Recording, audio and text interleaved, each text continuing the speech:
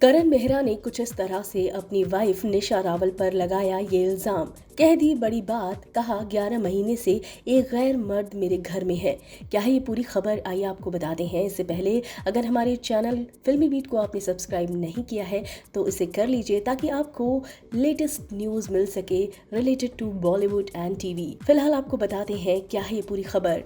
हाल ही में करण मेहरा ने अपनी वाइफ निशा रावल के सभी आरोपों को सिरे से खारिज कर दिया है और उन्होंने उल्टा अपनी वाइफ निशा पर ही निशाना साध दिया है। ये रिश्ता क्या कहलाता है शो से पॉपुलैरिटी हासिल करने वाले एक्टर करण मेहरा की पर्सनल लाइफ काफी ज्यादा सुर्खियों में है। काफी वक्त से उथल पुथल चल रही है उनकी जिंदगी में। करण मेहरा पर उनकी वाइफ ने बहुत सारे गंभीर आरोप लगाए हैं, जिसके बाद करण उस वक्त तो चुप रहे थे, लेकिन अब करण मेहरा ने अपनी चुप्पी तोड़ दी है। हाल ही में करण मेहरा ने अपनी पत्नी निशा रावल के सभी आरोपों को सिरे से खारिज कर दिया है। वहीं उन्होंने पत्नी निशा पर धोखा देने के भी आरोप लगा दिए हैं। करण मेहरा का कहना है कि निशा ने खुद कुछ बातों को कबूल किया है जिन्हें अब वो बता रहे थे तो लोग सच नहीं मान रहे थे। उन्होंने कहा कि उनकी पत्नी ने उन्हें धोखा दिया। इतना ही नहीं, 11 महीने से कोई दूसरा शख्स उनके घर में रह रहा है। जी हाँ, इतनी बड़ी बात कही है यहाँ पर करण मेहरा ने।